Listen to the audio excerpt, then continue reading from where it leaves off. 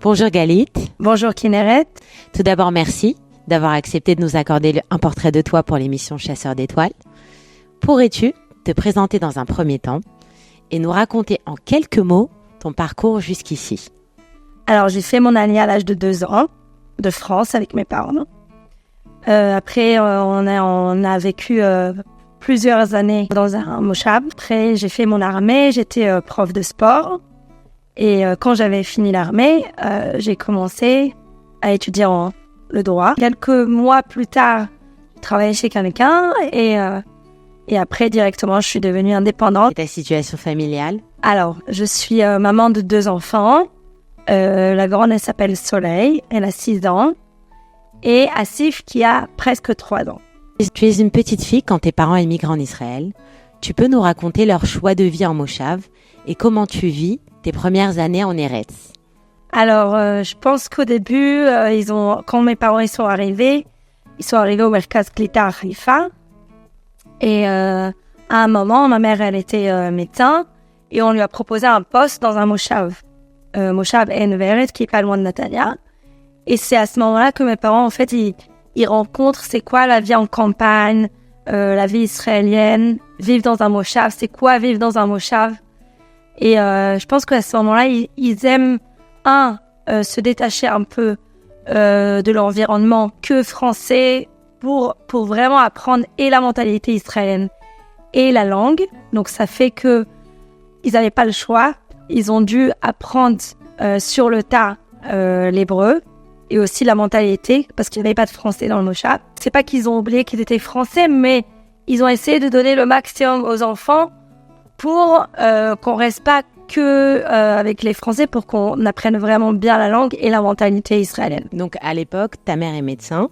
Oui. Ton papa, il fait quoi? Mon papa, à ce moment-là, il est responsable de Bourg-Ranch et il est responsable des enfants. Parce que ma mère, c'est ses premières années en fait en stage. Donc beaucoup, elle était absente.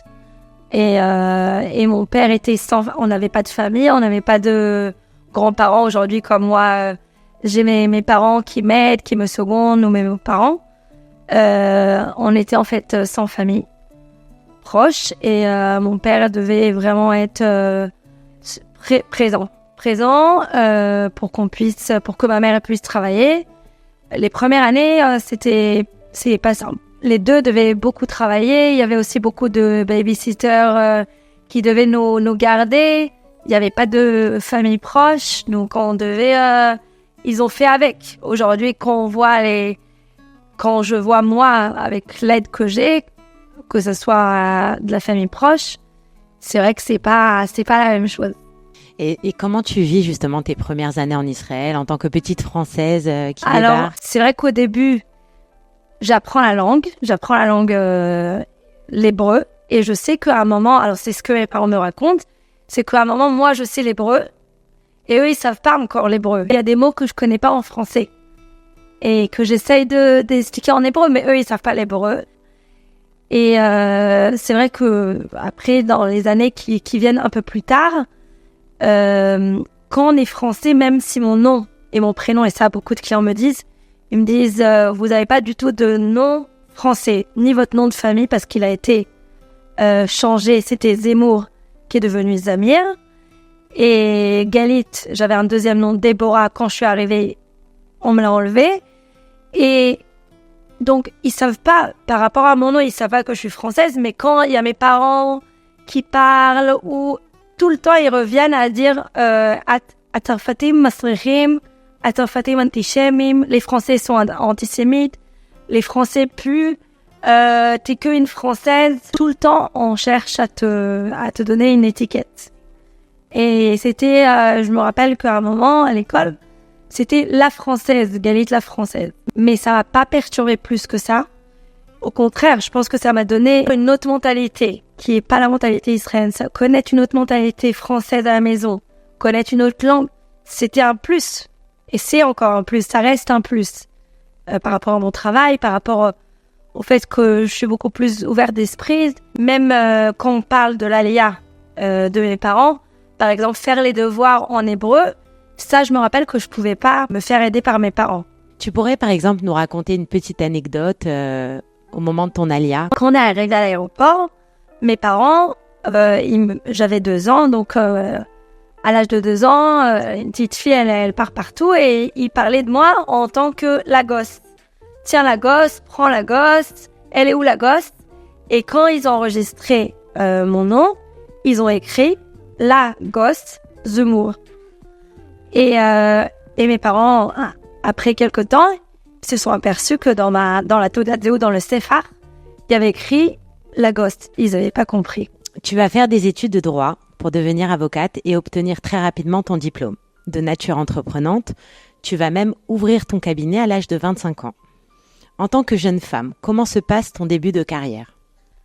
Alors au début, c'est sûr que c'est pas simple parce que j'ai 25 ans, j'ai pas encore des moyens financiers ni pour louer un bureau, ni pour acheter les meubles. Et pendant un moment, j'habite chez mes grands-parents pour que je puisse me consacrer au cabinet et ouvrir un tout petit cabinet dans une petite pièce, dans un cabinet d'avocats qui se trouvait au Kikar. Il y a beaucoup de personnes qui connaissaient. Et c'est vrai que le début n'est pas simple parce que tout le monde te dit il y a assez d'avocats francophones, on n'a pas besoin de toi.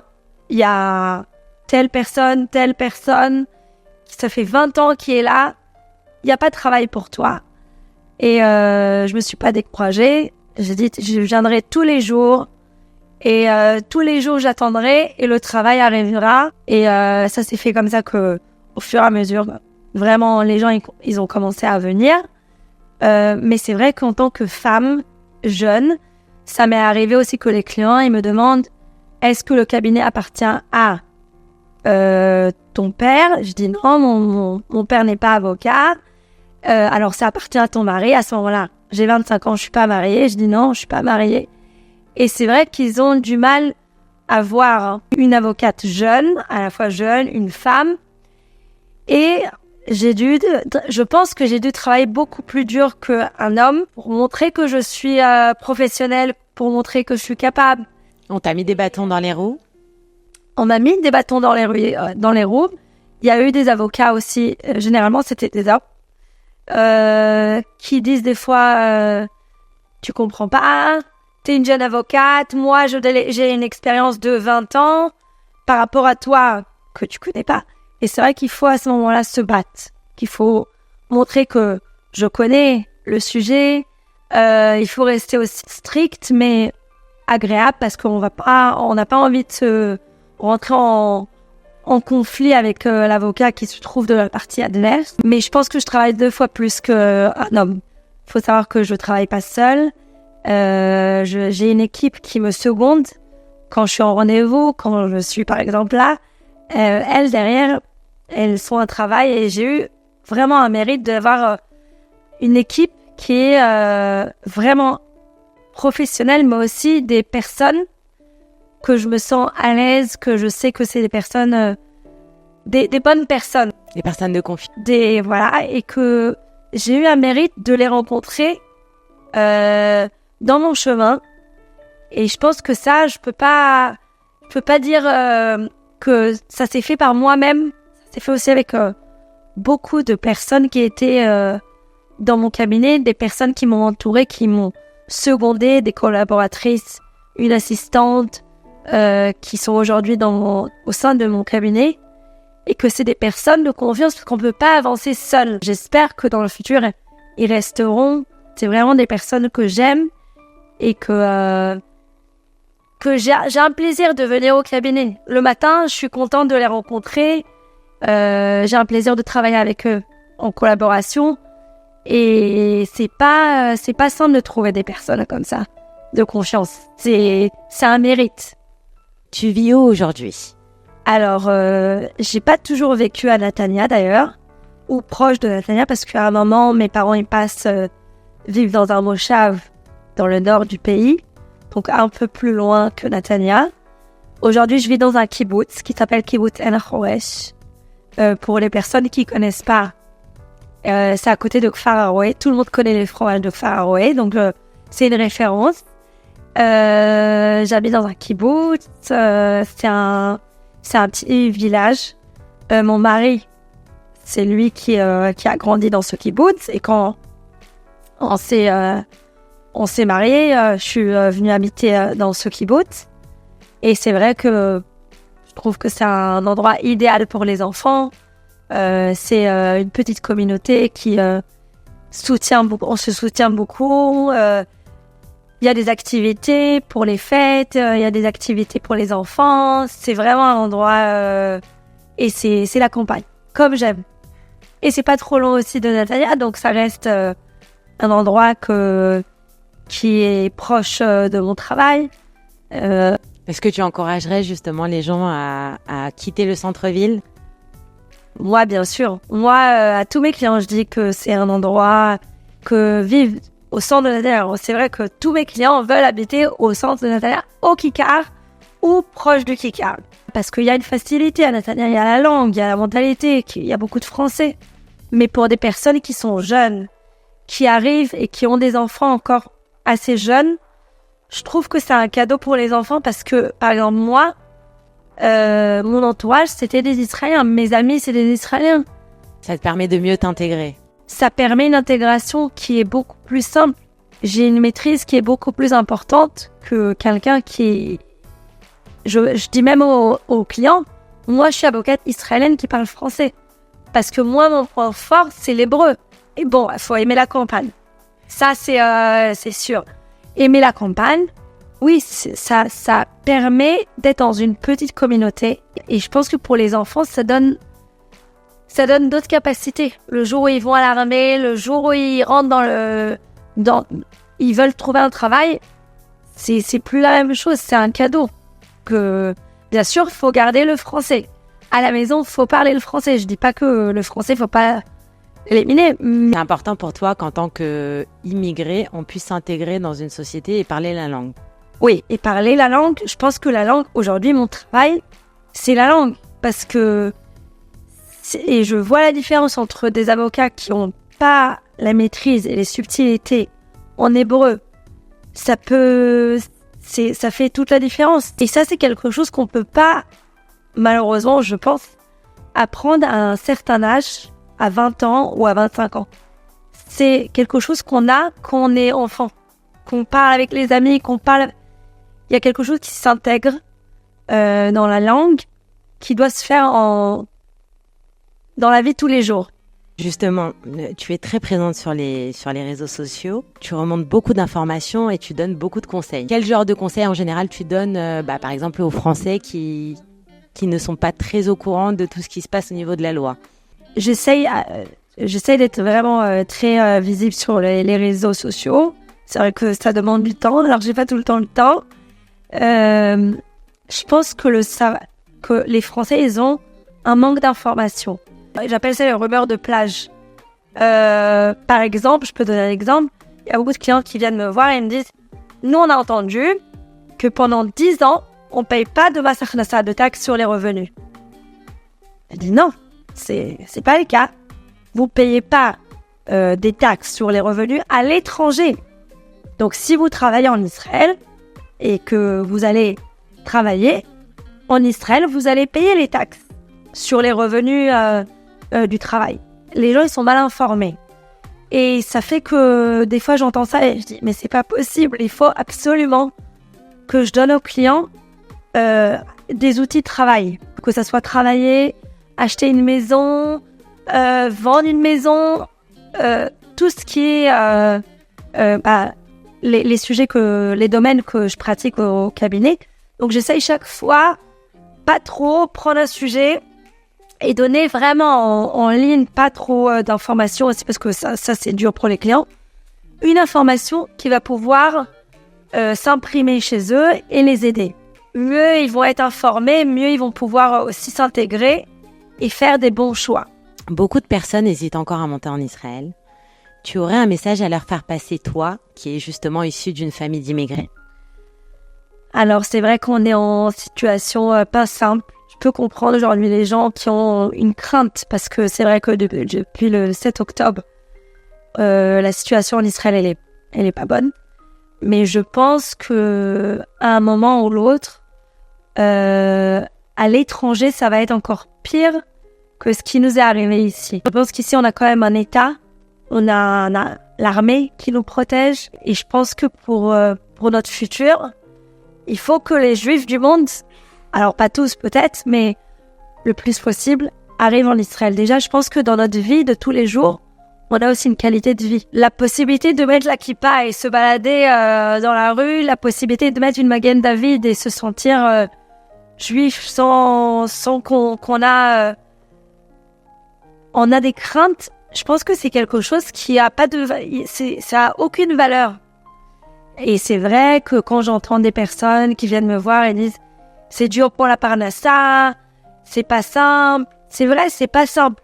Je sais que c'est pas simple d'arriver en Israël. Mais quand même, si c'est pas pour vous, faites-le pour vos enfants parce que pour vous, ça va être difficile, mais pour vos enfants, ils vont avoir une facilité de vie. Et moi, personnellement, je suis sioniste, j'aime Israël, même avec tout ce qui se passe, et je recommande quand même aux Juifs à l'étranger de venir. Et ne pensez pas que ça va être simple, ça c'est sûr, mais ça vaut la peine. Ça vaut la peine, on a une qualité de vie qui est exceptionnelle en Israël. On ne pourra jamais se sentir à l'aise, en sécurité à l'étranger.